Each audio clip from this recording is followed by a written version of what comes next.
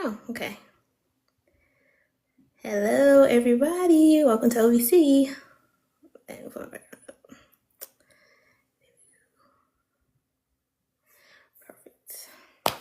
Hello, hello. Welcome in. Welcome in. Come on in. Tap that screen. Share the live.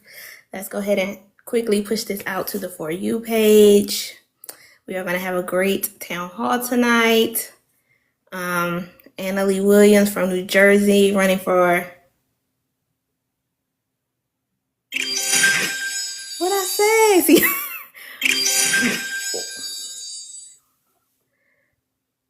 Sianka, I don't know what you're talking about. Welcome, Sianka, into the live. Okay, Miss Nikki, Trish, I see you. Gifting, liking. I see the likes moving a little bit. Send your daily heart me. Let's hurry up and get on the For You page so we can get the people in here. Let's see. Thank you. OVC will reset their goal so we can continue to be on the For You page.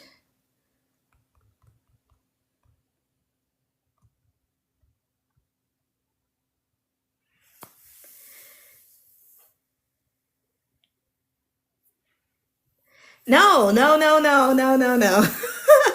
That was not me. I did not do that. I don't know who did, but it wasn't me. That wasn't me. Let's go ahead and like the screen. We can hit 1,000 in a minute. If that. Let's just go ahead and hurry up and hit 1,000 likes. Thank you all for coming in. Annalie Williams. Let's see. I can see request to join.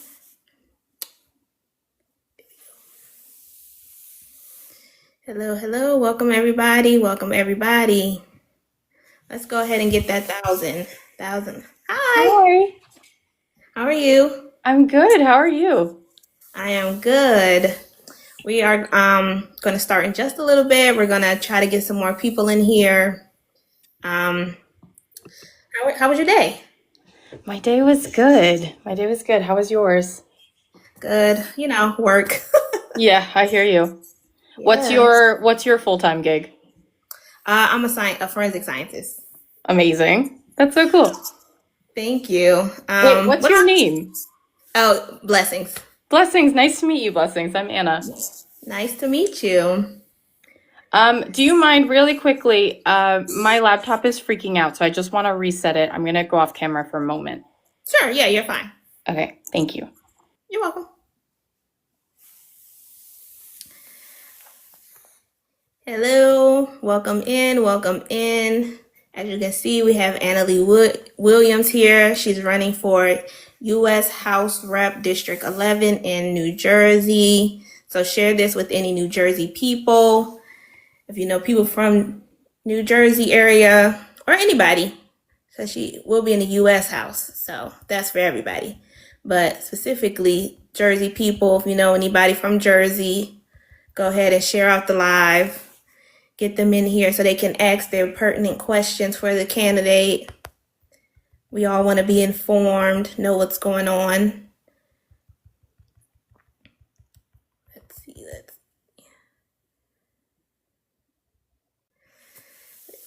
How was everybody's day? Can I get a thumbs up, thumbs down? You had a good day, a bad day?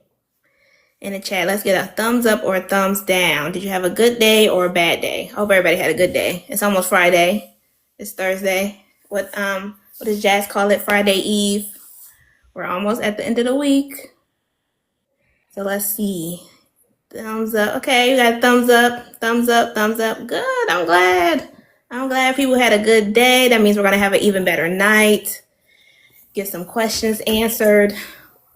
Learn about your civic duty. Hello, Melanie. Hello, everybody. Welcome. Y'all come on in and tap. Hello, Miss Annalie. Hi, Melanie. How are you? I'm doing pretty good. Oh, it's been a long day. I don't like. I wait for the cold weather, but then when it get here, I was like, did I ask for this? So valid. Yeah. Wait, where are you guys both based? I'm in Massachusetts. Massachusetts. Okay, and so it's and I'm cold. in the DC area. All right. Yeah, so we're all experiencing like winter. Yes. Yeah. Yes. Yes. I know. It went from 50 to like 30 very quickly. Yeah, I just started double pantsing when I go to work now. So, Two pairs of Yes. pants. Oh my well, it's goodness. like, leggings and then the Leggings. work pants. Yes. Um. All right, y'all. Let's see. We got a few people in here, so let's go on and get started. In case y'all don't know who we are OVC. Our Vote Counts, which is a nonpartisan movement uniting Americans from all walks of life to empower voters, support candidates of integrity, and ensure every voice is heard. Through education, outreach, and accountability, we're building a stronger democracy, one informed vote at a time. So make sure you join us each town hall because your vote is your power. Tonight we are joined by Miss Annalie Williams here, who Hi. is a candidate running out of New Jersey's Congressional District 11 for our U.S. House Congress. And we're going to just learn a little bit about Anna before we get started.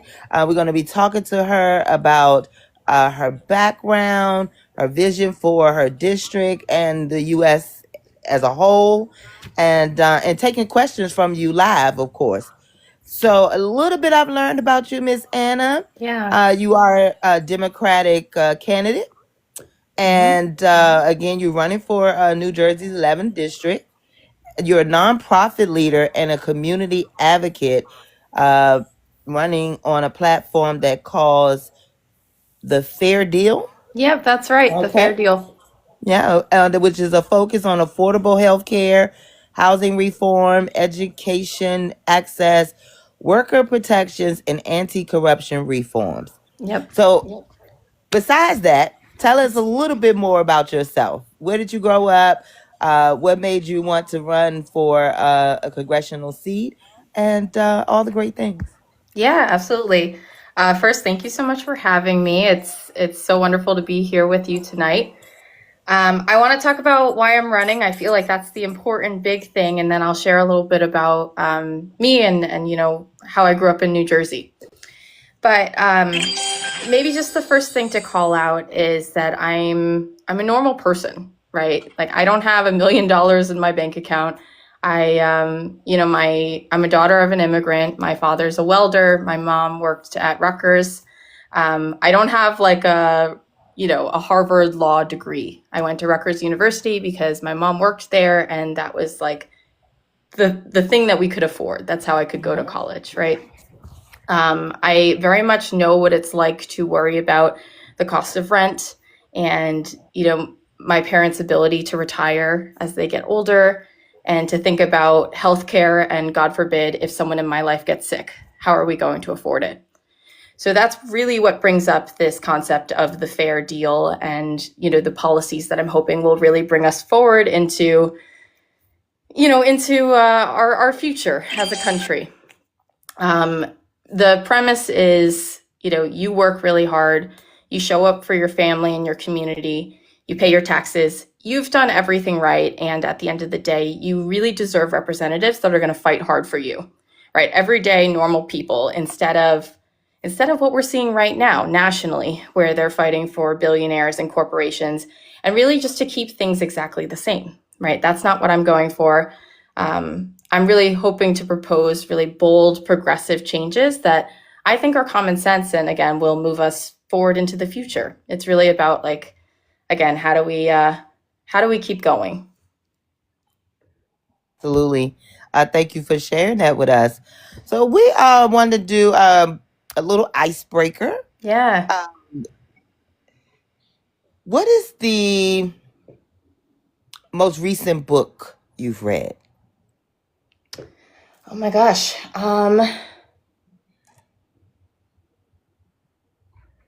let me think about this for just a moment. The past few years, it's been my like New Year's resolution to beat like reading goals every year. Mine too. Yeah, and I usually beat it. This year I didn't set the goal because, running for Congress, you don't have time for that. Exactly. I really found Michelle Obama's book to be really inspirational. I like to go between like a fictional book and then I go back and forth between fiction and then nonfiction. Nonfiction, yes. I really liked Jeanette McCurdy's book. Rough title, but I'm glad my mom died, that one. Okay. I definitely, it was interesting because I grew up with her and iCarly and all that stuff. So interesting to hear about all of the Nickelodeon and Disney Channel drama that generation experienced.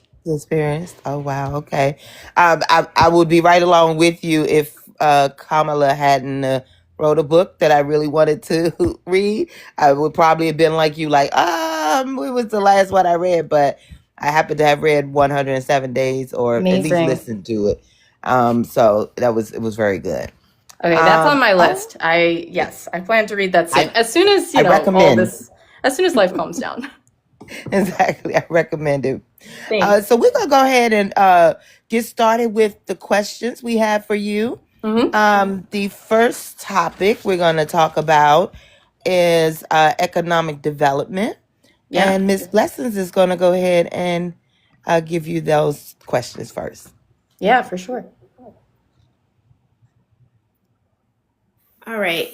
So you've spoken about the need to support working families and create fairness in the economy. What specific policies would you push to bring new jobs and sustainable economic growth to New Jersey's 11th district, specifically in industries like technology, clean energy, and small business development? Okay, really good question. I'm hearing a couple things from it, which I think it's how do we think about the economy and like build that up, and then looking at more specific industries, both the environment, tech, sustainability overall. Yes. On the economy piece, I think we have to talk about how like wages have stagnated for pretty much like the last 30 or 40 years, while the cost of everything has risen, right? So I think just with that in mind, we're seeing kind of like the wage growth is the slowest of any income source in the 21st century. And we like to do actually with our events where we do trivia with our guests. So I don't know if this is a fun fact. It's really not fun. But the federal minimum wage hasn't changed since 2009, right? So we're actually still at $7.25 an hour federally. And that's really not a living wage, right? I think at the end of the day, no one can buy a house for that, right? Like I don't even think you can get a cup of coffee anymore for $7.25, right? It's just not livable. So I think with that in mind, on an overall like economy perspective and how we actually help people, I'm really in support of raising the minimum wage to at least $15, and then indexing that to inflation, right? But I think it's also incredibly important to strengthen unions and groups that support workers, and then to support things like paid family leave and universal childcare, right? So I think those are all some really big ones. And then, thinking about sustainability, I did write some notes. So I want to pull up my notes on sustainability because I have a lot of thoughts. Just give me 1 second. So on the environment and climate change, there's a lot here. New Jersey is the third fastest warming state in the country. So that's not good, right? Like, I think we just have to address that for a second. It's really not good. And we're seeing the problem with AI data centers that are kind of exploding with energy and water usage. So one of the big problems of even this last governor's race was affordability related to your electricity costs, right? So I can say it myself, my own energy bill like skyrocketed this year, not because I'm using more electricity, but because we're not properly taxing, we're not properly taxing AI data centers who are using our electricity, right? So I think with that in mind, we have to really support a clean energy transition, which I think means kind of a massive climate resilience investment. And that doesn't mean overnight, but that means over a series of years, because we recognize climate change is getting worse, right? We have to require AI companies to use renewable energy. One of the things that's so crazy to me about AI is that we've seen it like boom so quickly in the past year. I mean, even like content we see now, you're not sure if it's AI or if it's real, right? If it was created by a person. And I think it's really important that there's accountability for all of that, right? So we have to make sure that these AI companies are reporting their own environmental impact. And I think that they should also be responsible for building infrastructure as they consume our resources. So I think it's important to think about like AI is new and exciting, but let's talk about how we actually use it for good. I think it's really scary. Like we're thinking about how it might replace jobs and create massive job loss, but let's talk about using it for climate solution, while also making sure that the other parts of the fair deal in terms of, education and housing and general affordability, like let's make sure we build up all of these communities. All right. Thank you for that. I feel like you already answered my second question. Oh, okay. Oh, no, that's good. No, That's good. ask me. Okay, and then maybe you can expand if you feel Yeah. like. So the second question talks about how would your economic development plan address affordability while ensuring that wages, job security, and opportunities keep pace with cost of living. So I feel like you kind of answered that already, but if you have more that you would like to expand on. Listen, I think it's really all about making sure, and especially New Jersey, right? Like we all pay a lot in taxes, and I think it's about figuring out how do we make sure our tax dollars actually work for us, right? I think that's the biggest thing, right? Like the three of us on this call probably pay more taxes than billionaires, right? The average tax rate for a billionaire is about 8%. And I think it's just incredibly important to talk about the fact that we live in a society, right? And we all share the same resources and, like we're all using the same roads and schools and hospitals and whatnot. So it's incredibly important that corporations, billionaires, folks that continue to grow and are doing well also pay their fair share because again, we all have to use this planet and like live here. So. Great, thank you for that. Let's see if we have any questions in the chat or if anybody wants to come up and ask a question about economic development. Let me check. Everybody loves that you're talking about AI, so that's good. And that you want to increase minimum wage. So positive comment so far. I'm going to pass it off to Buttermilk to talk about healthcare. And if anybody wants to come up, go ahead and request, or you can put your questions in the chat. You're gonna hear Miss Blessings call me Buttermilk a few times tonight because that's my other TikTok name. Oh, cool. But they're interchangeable. Wait, can I ask what's the story behind your other TikTok name?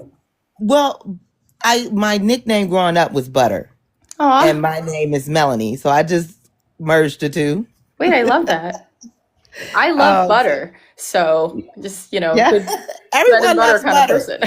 Exactly. So your Fair Deal platform talks about affordable health care. Yeah. So that's where we're going next. What concrete steps would you take in Congress to ensure affordable, reliable health care for all? And how would you protect patients from surprise bills and gaps in coverage? Ooh, good question. It's one that I've thought a lot about. I think the three of us can be really real on this call and just say that like nobody's happy with their healthcare, or health insurance, right? Like I don't know a single person in my life who has had a good experience with their health insurance, unfortunately. So all that to say, right, like healthcare costs are really crushing families across the United States and in New Jersey. And, instead of a system that works for patients, we have one that is really prioritizing profit. And that's enriching insurance companies and pharmaceutical corporations. And I just want to give some things that, like, when I was doing my research, like, really spoke to me. In New Jersey, 57% of residents experienced healthcare affordability burden in the past year. And overall, 85% of people worry about affording healthcare in the future. And like that includes me, right? I think about that as well. My partner had a health emergency last year, and he was in the hospital for emergency room for 24 hours. Nothing serious, like nothing super major. But even though he had health insurance, he still got a $10,000 bill at the end of the day. Like, that's insane, So all that said, I'm really in support of a universal healthcare coverage and system that puts patients before profits. I think it's incredibly important for the federal government to be negotiating prescription drug prices directly. And I mean, we're seeing the effects of like the Affordable Care Act and that fight in Congress right now. But I think it's super important to protect and expand the Affordable Care Act to end surprise medical billing. And then overall, just to support community health centers and hospitals to make sure they're thriving instead of shutting down, which unfortunately we're seeing happen across the country. Yeah, so let me follow that up with I've heard from addition to expanding the subsidies for the ACA is saying that they feel like it's just giving the insurance companies more money or, patting their pockets. What would you say to them, to someone with that opinion that this is actually not helpful for America? Let me make sure I understand your question. The question is, people don't want to extend the ACA subsidies? Correct, because they're saying that it's actually helping the insurance companies to keep the premiums high. I mean, okay, a couple things, right? This whole shutdown was about extending the Affordable Care Act subsidies. Correct. And I still don't necessarily think we accomplished anything.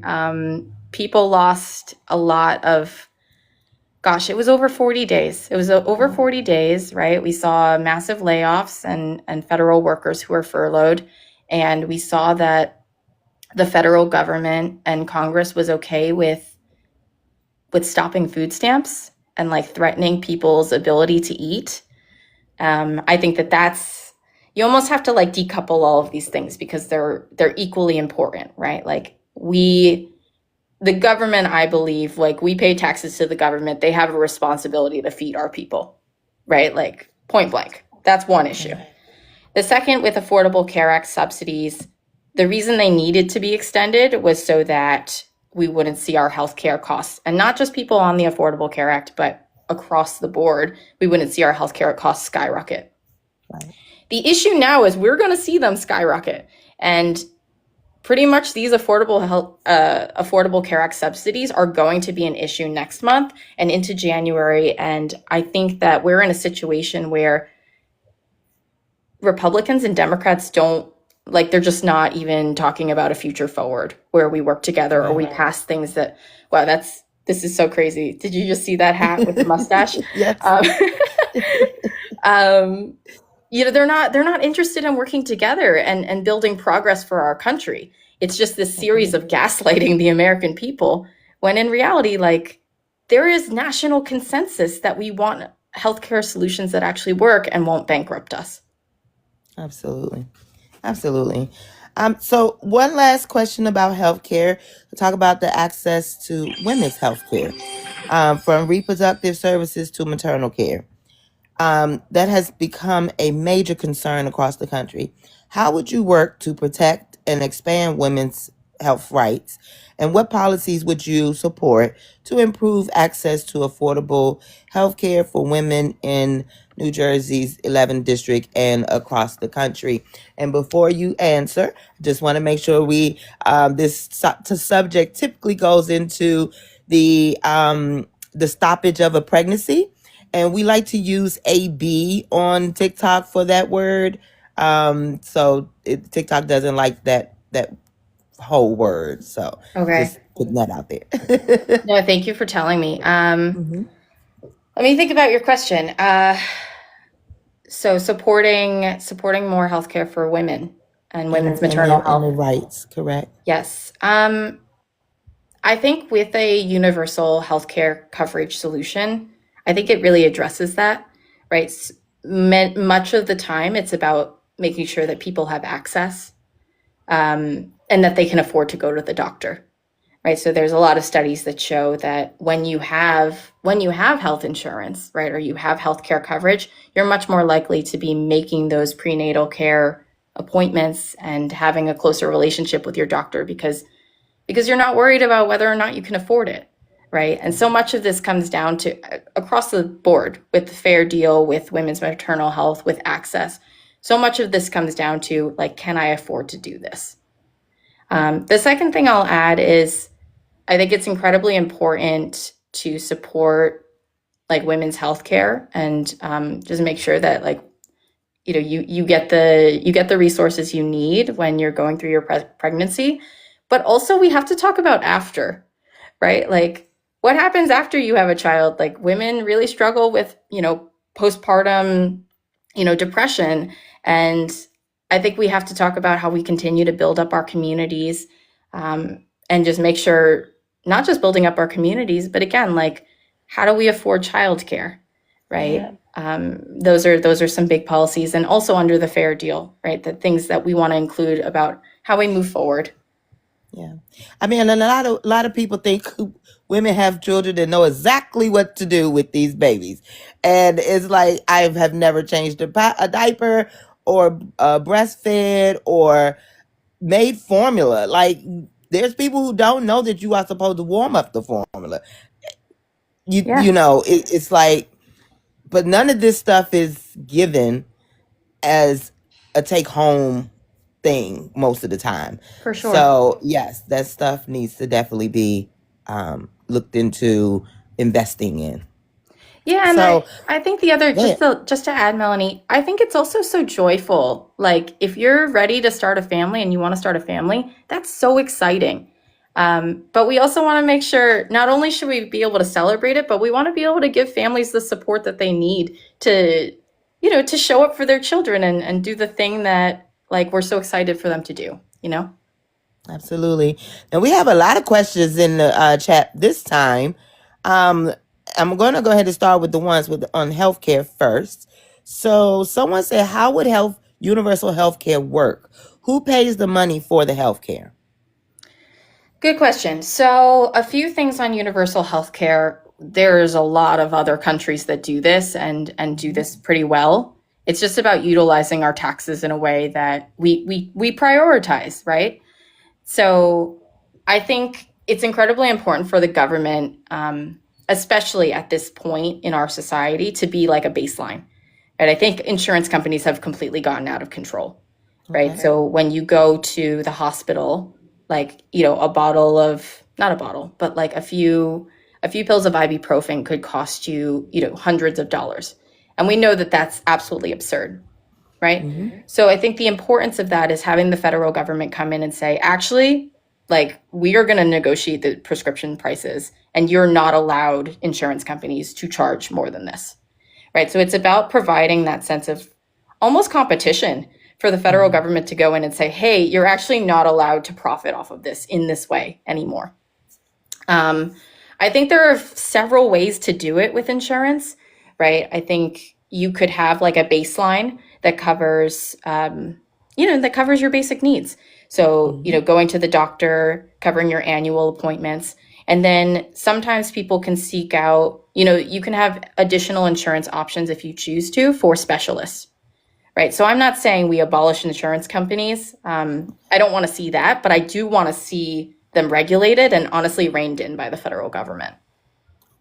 Well, that was someone's next question was, do insurance companies still factor in universal health care? So you definitely answered that too, that yes, they still would need those for possibly specialties or um, other things that you would like to do that's not necessities, so to speak, correct? Yeah, exactly. Okay. And All maybe right. not necessities is the right word, but just again, like Right. reining in the cost because it's so absurd, right? Like I don't want anyone to be going through bankruptcy because they had to order an ambulance to go to the hospital, you know? Right. Right. So we're going to go back and then we're going to send this right over to Blessings. But there was a question back when we were talking about the economics. And they said, what is your response when people say minimum wage isn't supposed to be a living wage or a livable wage, but like a starting point? That's a good question. Or I feel like it's a fair point and we can always have a conversation about it, but I think the honest truth is that we have to look at the market, right? You know, the housing market. I'll give you a perfect example. If you want to buy a house in New Jersey, a single family home, maybe it's a 2-bedroom apartment, it is over $500,000. And if you're making $15 an hour, you're just not going to be able to buy a home, right? I was just doing some research about this today, but the average age for a millennial to buy their first home now just went up from 35 to 37 years old, right? So we have to talk about how are we helping the next generation move forward? And I get it, like, you know, living wage, whatever, you know, minimum wage. But the truth is we have to push companies who can afford to pay, you know, the $15 an hour. And I'm thinking about the biggest corporations, right? Like something very interesting about Walmart is that they are the largest provider of SNAP benefits, right, in our country. And I want to say about, you know, 25 to 30% of their workers like are on SNAP benefits.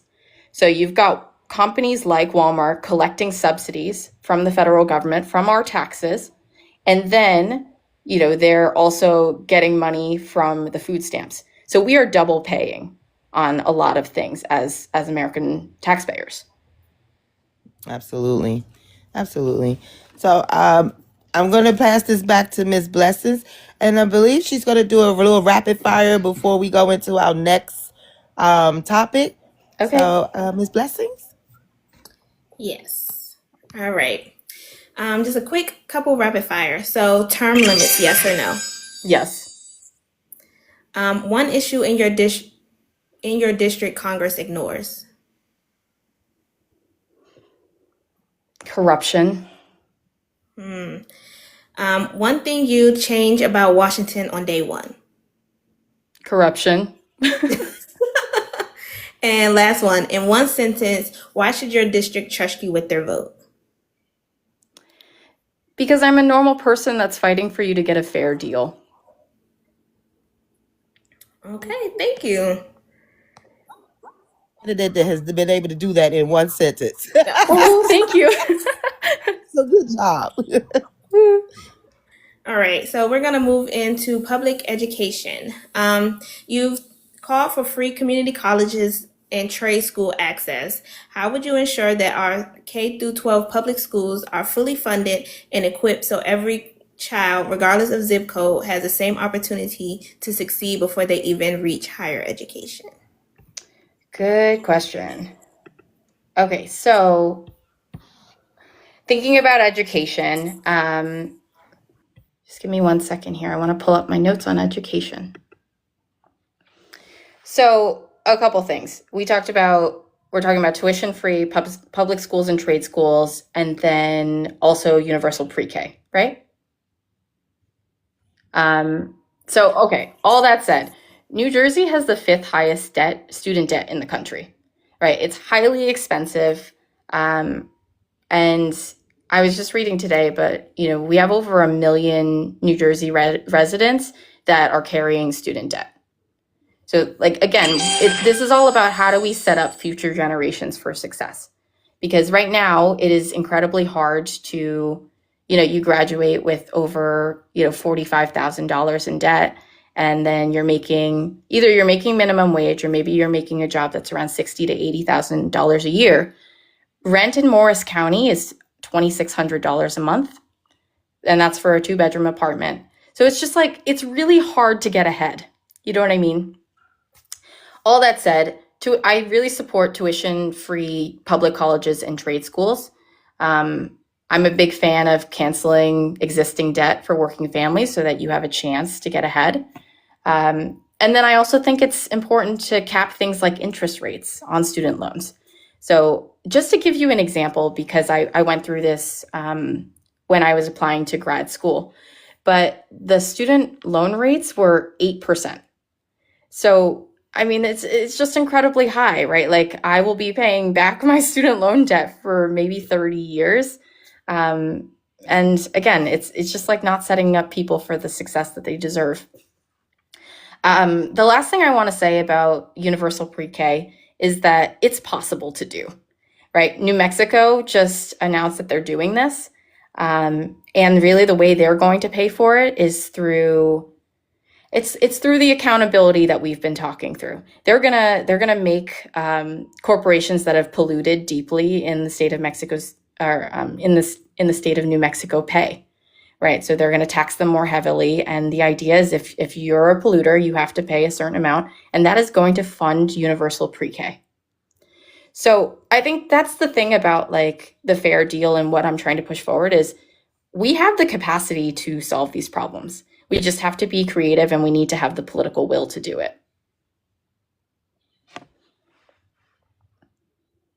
All right, thank you for that. Yes, my sister is a freshman in college, and we were looking at loans, and they were 10%, 11%. It's hard. It's so hard. Yes, it's crazy. And I also have student loan debt from school. So, next question. Many parents and teachers are concerned about overcrowded classroom, teacher shortage, and outdated resources. What specific policies would you advocate for in Congress to strengthen public education, support teachers, and modernize schools in New Jersey's 11th district? That's a really good question. I think overall, New Jersey is really known as being a donor state, right, when it comes to taxes.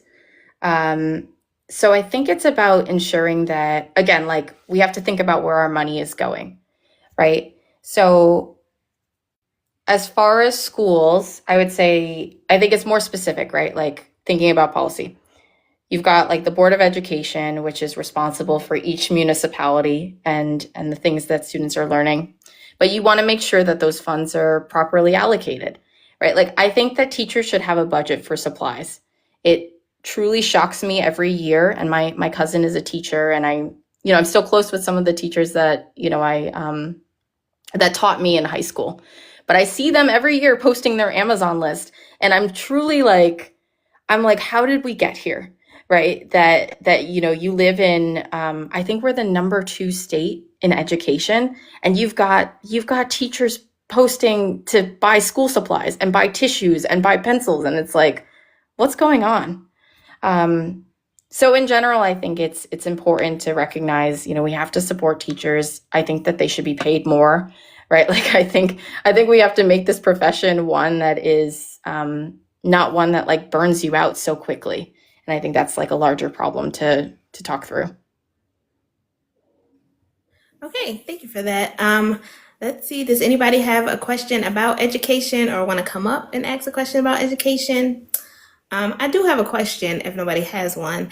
Far as teachers' pay, what are your thoughts on that? Because I know teachers also have student loans, and they do have student loan forgiveness programs for teachers, but I hear a lot of teachers complain about teacher pay, and be able to afford to live and, be a teacher.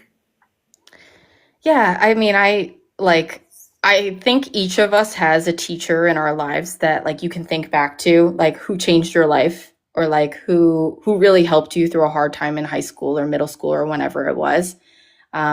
Teachers just have such an incredible impact, and I don't know if they always realize it. Like, I think, like, just to talk about that for a moment, yeah, we have to pay teachers more, right? And I don't have a perfect solution to that, honestly. I think so much of it is dependent on, like, at the municipality level, and controlled by the Board of Ed and the township itself.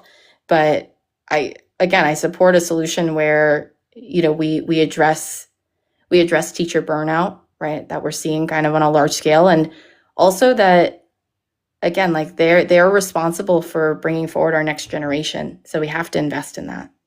The last thing I'll say is about how we value work, right? Like, you think about teachers, you think about, like, maintenance workers, you think about someone working minimum wage who works at Walmart, for example.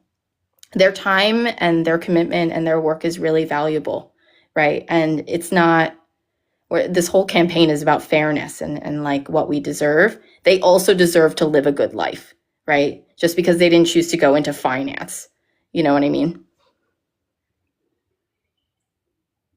Thank you for that. I am going to, it doesn't look like we have any questions yet, so I'm going to pass it back to Melanie for public safety. Now, I did see something in here, and we was doing the rapid fire. This may be a New Jersey thing. I'm not sure. But they asked pork roll or Taylor ham. Is that a New Jersey thing? Okay, pork roll. Pork roll is my preferred, but I will say, for a breakfast sandwich, I'm a sausage, egg, and cheese kind of girl with salt, pepper, ketchup. Oh, so this is a breakfast sandwich thing. Yeah, this is a New Jersey, are you really from New Jersey question. Got it. Okay. We also do have one of our sisters in here who is with OVC, Miss T. She is from New Jersey, so she's listening closely. Oh, yay. I hope you like what you hear, Miss T. All right. So public safety, excuse me. It is one of the biggest concerns for families in your district. From neighborhood crime to emergency response time. What measures would you support in Congress to strengthen community safety while also building trust between law enforcement and the communities they serve?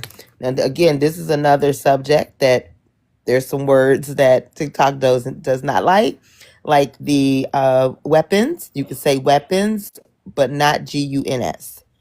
They don't like that word. So, have at it.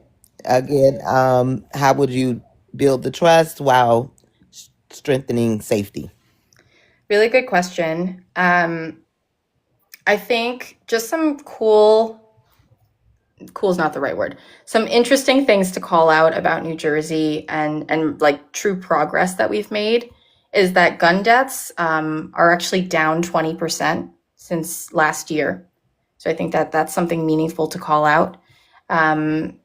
And one thing to note about that is we've seen a lot of community programs that have been really proven to be effective. So I guess as far as that goes, actually one example I'll mention that I've learned that Montclair is doing is they actually have like weekend talks with police officers. So it's almost like an Ask Me Anything with the police department. I think that's just interesting. It shows kind of an accessibility and talking about like building trust over time. What I would support are really thinking about how we intervene from a community violence perspective, right? So just making sure that I don't think that police officers should be responsible, for example, like breaking up mental health crises, right? Like if someone is it is not on the police force to solve homelessness, for example. I think it's important that we bring in social workers, that we bring in mental health professionals, and again, that there's kind of a larger force so that they also feel supported, right? And then I think it's also about accountability, right? Like I think there needs to be things like universal background checks and red flag laws. And again, I think when we talk about the weapons issue, sorry, I'm just trying to make sure, not say the words I can't say. When we're talking about weapons, I think it's important to talk about, banning assault weapons. and making sure, again, universal background checks, and talking about how we have a mental health crisis too, which, again, circling back to the fair deal, would really help, would be resolved and worked through better with a universal healthcare system. Oh, a lot of people has put a bad name on defunding the police, when I know what most people mean is just reallocating the funds, making sure that they go to different programs, like you said, like tackling mental health type of things. Talk about how you would defund the police, or if that's what you would like to do. Yeah, I think it's more like, let's look at the issues the community is facing and figure out how we can support people, right?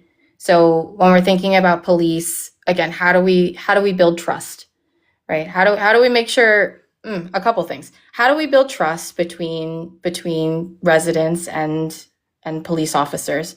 But then how do we reinforce safety in our community, right? I think we're seeing a rise, unfortunately, in hate crimes across the country towards different communities.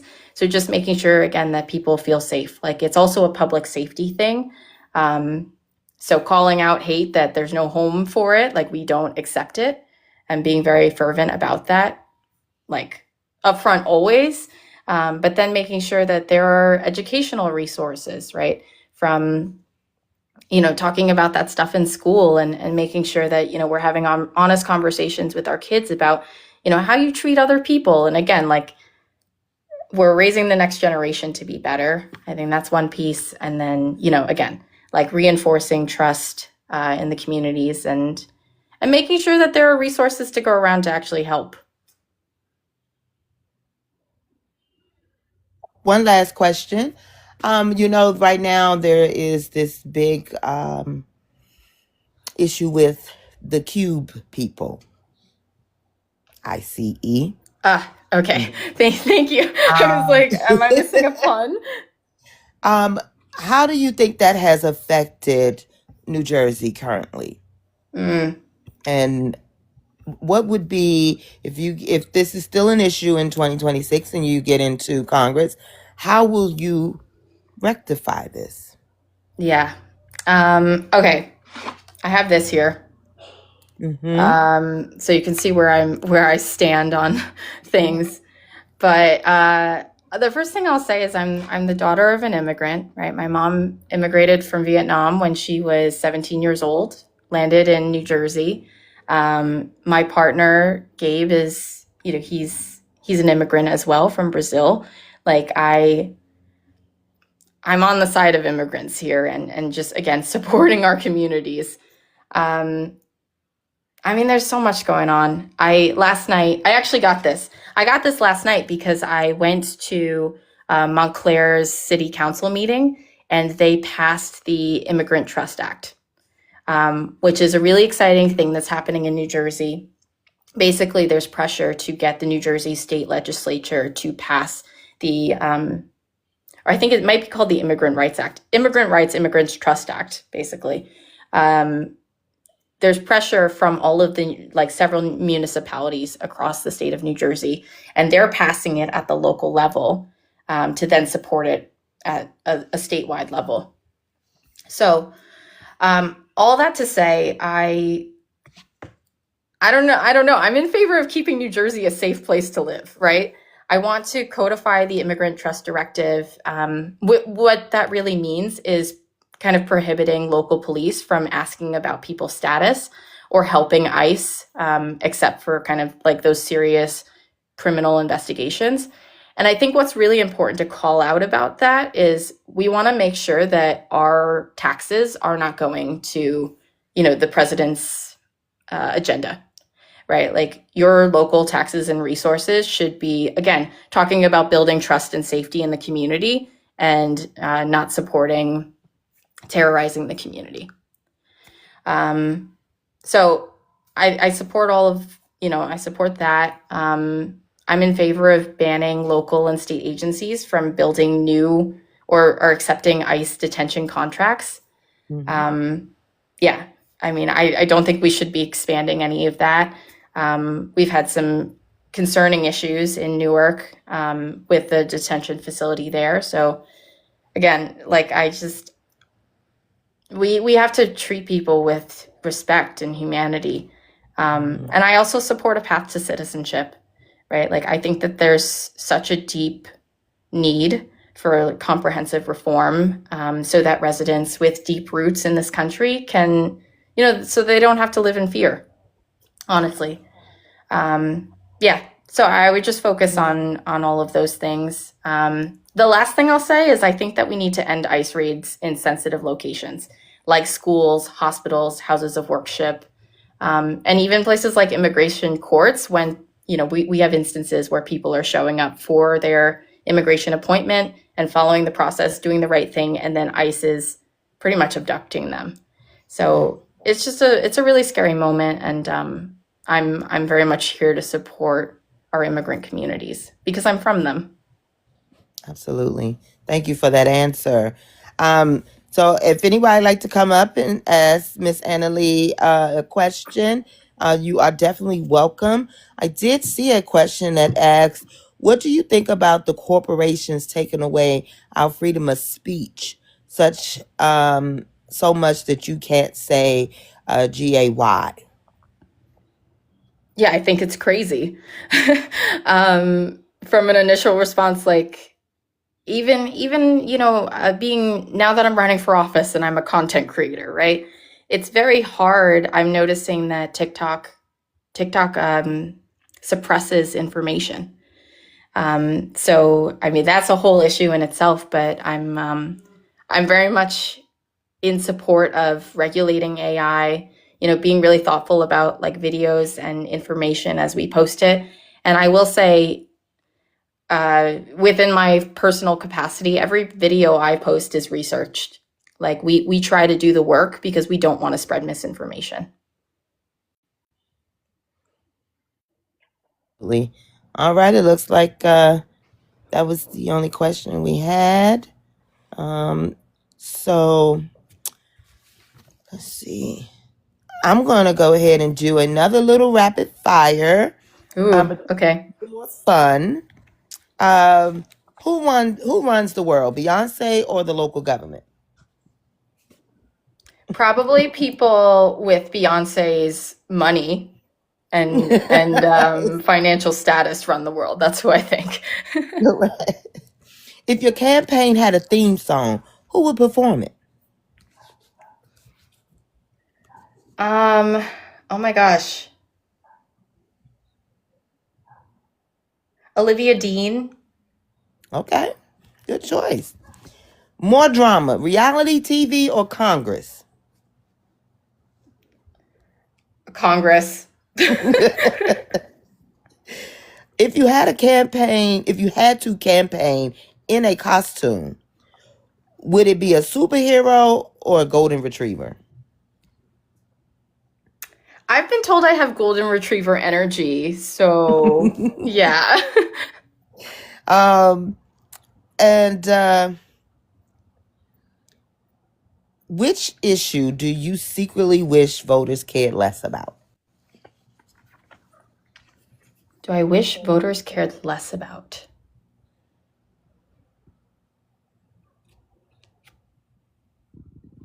I don't know. I think it's like what people care about is important. I don't have a single issue that I wish we didn't focus on. I think, again, I'm just like, I really want people to get the fair deal they deserve. Understood. Now, the same New Jersey, and I'm assuming, said, is there a central Jersey? Yes, there is. And I have to say, it's because I was born and raised in central New Jersey. So, yeah. All right. Well, that's that answer there. All right. We're going to send this back to Ms. Blessings for our next topic about environment and infrastructure. All right. So climate change and extreme weather events are putting stress on our communities and infrastructure. What policies would you support to invest in resilient infrastructure while also transitioning to cleaner, more sustainable energy in New Jersey? Good question. Oh my gosh, fully agree with you on that. We had so much flooding this summer in New Jersey, and it's definitely something I've been thinking a lot about. Um, yeah, I'll just share some things with you that I saw. We had our second warmest year on record, and I feel like every year is warmer. I don't know if you guys are feeling that too. Um, but there are some really scary statistics about, Atlantic City and parts of New Jersey that could see significant amounts of flooding, in the next 50 years. So I think all that to say, I support a clean energy transition, right? Like we know this is a problem. We have to move forward. I think there has to be kind of a major investment in climate resilience. And that starts both at, it's at the local level, right? Looking at areas and saying, how can we look at our areas that are like historically flooding and make sure that we don't build there, or make sure that we build the resistance, we build more levees or things like that, right? But then I also think, I think AI has a role to play in this as well. Making sure that they're not contributing to the exacerbation of climate change. So I think that we should regulate that they're using renewable energy. But also, as they continue to make more and more money and get, the speculation for them continues to grow into the billions and trillions, I think there needs to be accountability so that they're responsible for those climate solutions as well, right? It is, I read this story about one of Elon Musk's data centers in Tennessee, and that town in Tennessee has the highest rate of asthma this year because of the data centers, right? Because the data centers are not following environmental law and policy. So you've got everybody in the town is sick. And again, that's crazy. There needs to be accountability there, like point blank. The other thing I'll say too is that I want to talk about the military industrial complex for just a moment, right? We're in a situation where our country overproduces military equipment, right? And that is really to keep people employed. And I get it on the, employment side. But what that leads to is the US government sells that down, right? They sell that down to local law enforcement, or they sell it abroad to fund, foreign wars. And I think we really need to look at this system and think about how we transition it to a clean energy industrial complex, right? Like if we're going to be paying Lockheed Martin so that millions of people aren't unemployed, I would prefer that they're making, wind turbines instead of bombs. Okay, yes, thank you for that answer. My second question is, many residents in your district are frustrated with outdated roads, transit delays, and rising commuter costs. How would you prioritize federal investment in transportation and infrastructure?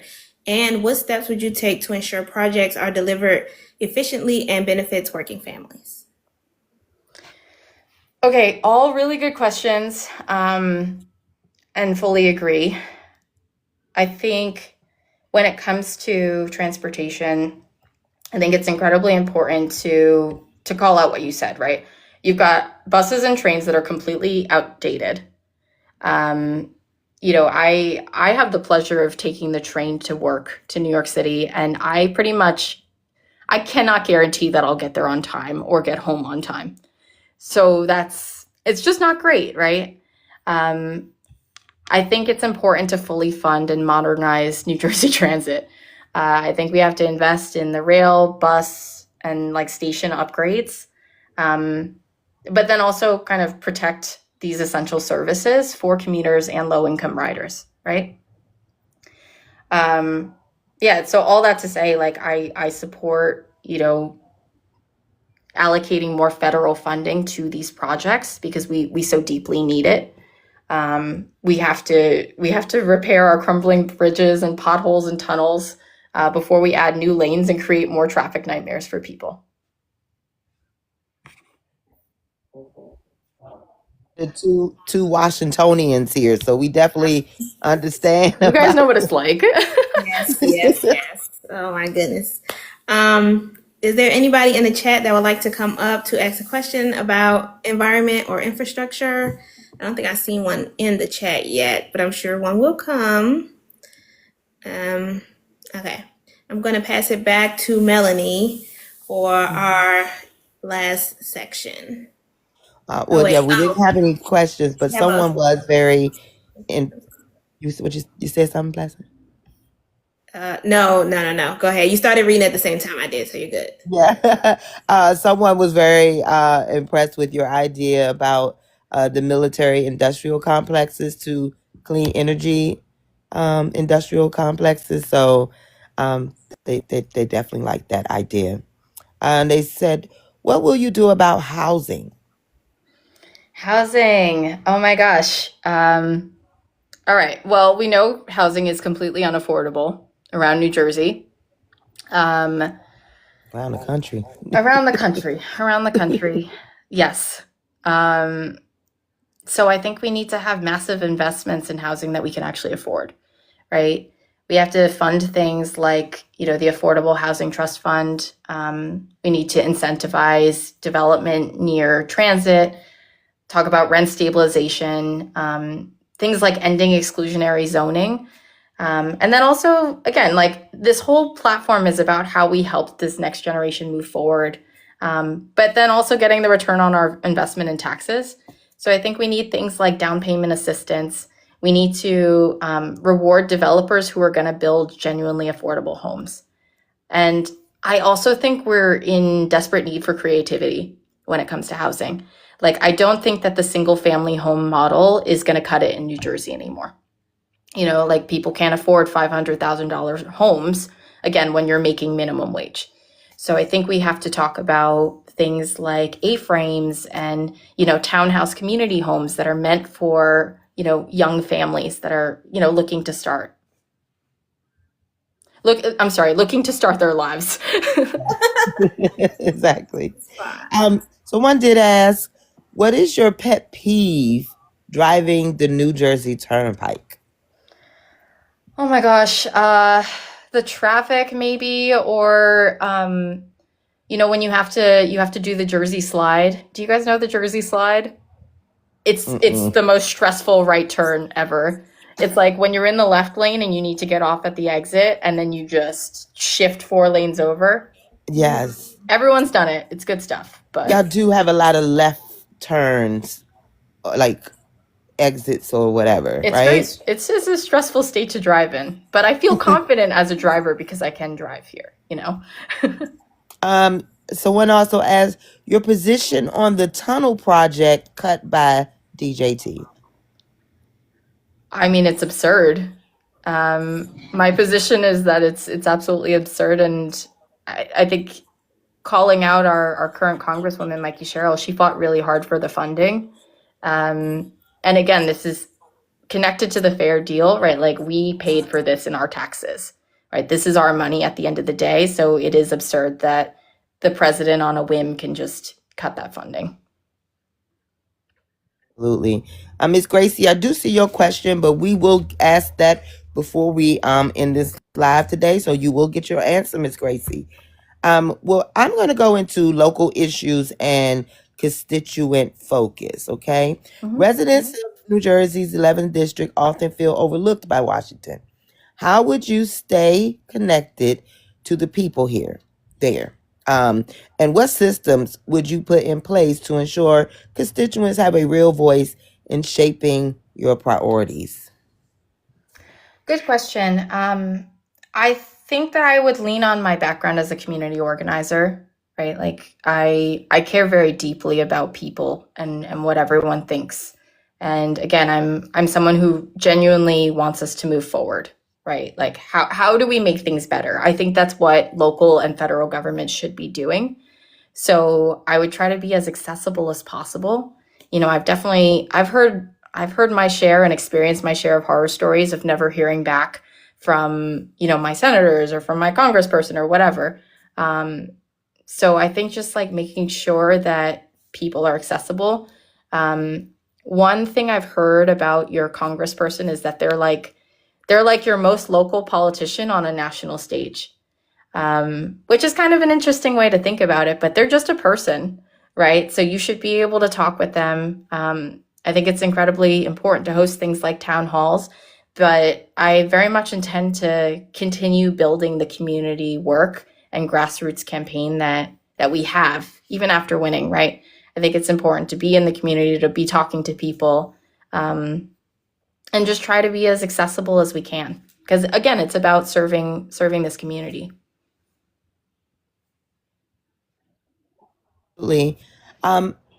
What kind of impact do you think you can make in the federal Congress as opposed to the state Congress?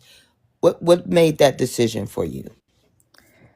Well, I think it's really about pushing forward this federal agenda of a fair deal, right? Like when we think about where we want our country to move forward, I think there's a lot of frustration at the two-party system as it exists now, at corruption in politics and feeling like your representative doesn't hear or see you. And so I decided to run because normal people like us aren't supposed to run. And that's the point. We if we want to see the policies that we deserve, that we're already paying for, then you need everyday people to step up and say, hey, like, we deserve far better than this. We deserve a fair deal. Absolutely. How did you feel about your new governor-elect? I'm relieved. And what do you think she will bring to New Jersey as a whole? I think that, I'm hopeful that she'll continue the work from our current governor, Murphy. I want to see, I think this is a moment where we want to see bold leadership, right? So I'm hopeful that not only will she continue the work that's already been done and also like protect our communities, and bringing forward solutions on how we work together, all of that stuff. But I also want to see her do things like take on healthcare, and make sure that, in a time where Washington is insane, that people in New Jersey here at home can feel safe and respected and seen. Absolutely. Well, I've been watching this chat, and we have a lot of New Jerseyans. Is that the name? Is that how? Oh, yeah. Okay. In this chat. So if you have any questions for Miss Annalee, please come up and pose your questions to her. You are who she's trying to reach, especially if you're in District 11. She would love to hear from you. Just hit the little 2 people at the bottom there, and you can request up. And don't be shy. Like she said, she's just a regular old person. And she's trying to go to Congress to represent you. Okay, sis, what will you do when Dems aren't in power? This is a good question. We're seeing this on the national level right now, right? I think I personally get really frustrated when people are like, oh, there's nothing the Democratic Party can do. They're in the minority. Okay, fair, I guess. But they're also like representatives. They're national representatives. They can do a lot more than us. So that's one point on accountability. But I think the second piece is when Dems aren't in power, they should be in their local communities figuring out how to build up their local communities, right? So let's talk through a hypothetical scenario for a second. I get elected to Congress, right, in 2026, and I'm our next congresswoman, and Dems are in power. I think it's incredibly important when Dems are in power to be pushing on a really thoughtful, progressive mission forward, right? So all these policies of the fair deal, we're pushing hard. Universal health care, housing, education, again, like pushing on all of those things. I don't think that this is a moment of keeping things exactly the same or going back to the way things used to be, right? We are not there anymore, right? It's 2025. We got to move forward. So there's that. When Dems aren't in power, I think the role I would take is how can I work with as many municipalities as I can, and also with our governor and, state representatives to make sure we're passing legislation to still move things forward in our state. So maybe things are crazy on the national level, but then locally we're fighting to make sure that things are more equitable, more fair, and delivering the fair deal at home. And then I think what I would do then on the national level is fight for more funding, or just fight to get tax breaks for people to make sure that they're not paying for, they're not double paying. Did you see some more comments down there? Question? Yes, we do have one question. Let's see. Well, it's not a question, but they did ask about VA care or veteran affairs. Do you have any policies or legislation you would like to put forward about veterans and veteran health care? Yeah, I think just continuing the services and like continuing to fund the services that exist are incredibly important.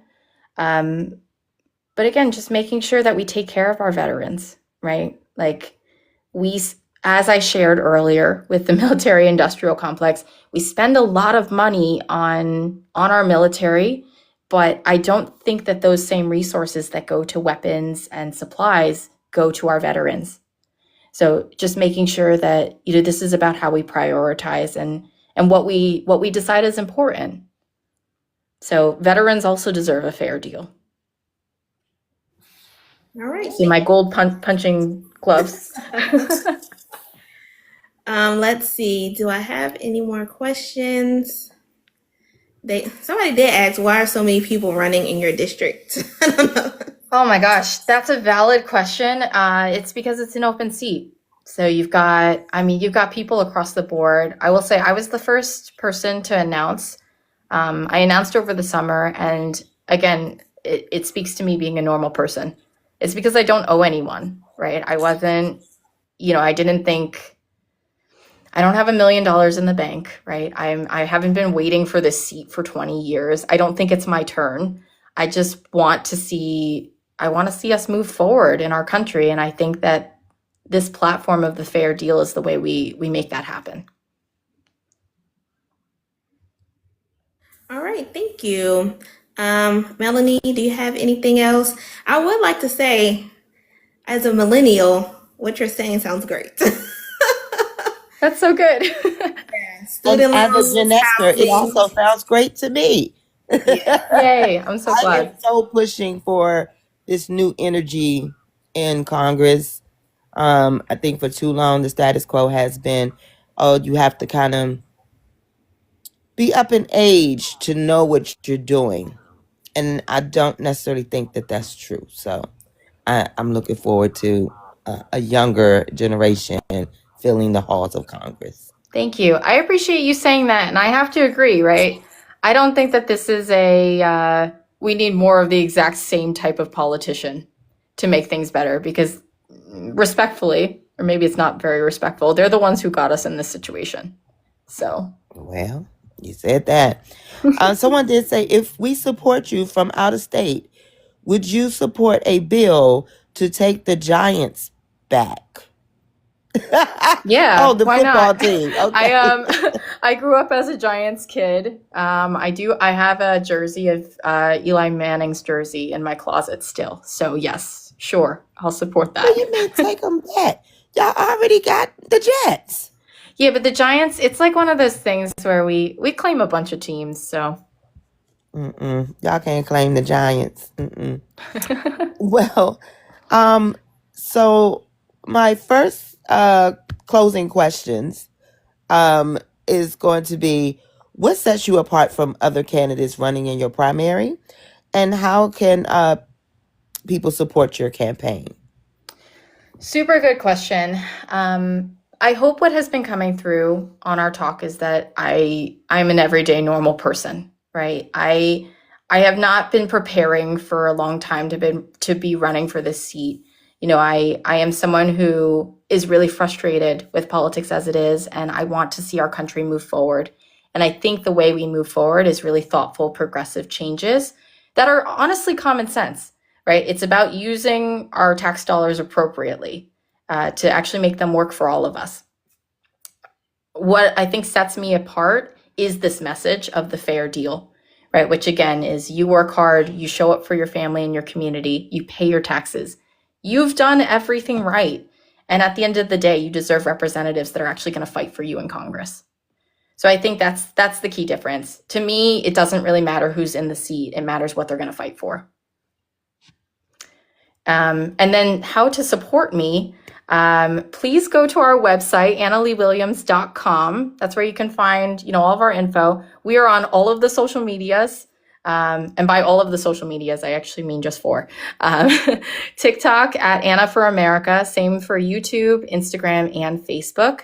And please just sign up to volunteer. If you can chip in $5, that's amazing. We appreciate you. And I really think that this is a grassroots movement that's about change. Absolutely. Blessing's going to give us our last closing question.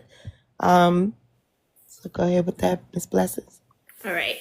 So if you're elected to represent New Jersey's 11th district, what is the single most important promise you want to keep to your constituents? And how will you make sure that everyday people, not special interests, remain the center of your work in Congress? Oh, that's a great question. I just want you to know that I'll fight tirelessly for you, right? Like I truly care about you. I care about this fair deal and making sure that I work to get that passed. I think it's, again, I think we have to start talking about the future. And I think Congress needs to move forward. I think they've been moving backwards for a long time. So it's about how do we recognize what's going on and keep pushing. And then remind me your second question. I'm sorry. No, you're fine. What is the single most important promise you want to keep to your constituents? And then how would they remain the center of your work in Congress? It's the reason I decided to run, right? Like to represent everyday normal people. And you can see that even in my funding, right? I think that's the biggest thing, right? We're not taking any corporate PAC money. We're being very conscientious, and all of my donations are from everyday normal people. Many people have never donated in their lives before because they don't believe in, the political establishment as it is right now. Okay, thank you for that. I'm going to turn it back over to Melanie. Right. I was actually just reading over some of your policies and platform focuses.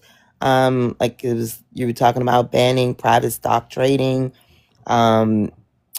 You also talked about a required mandatory notice and severance pay for layoffs. What do you mean about that? Is this corporate or just across the board?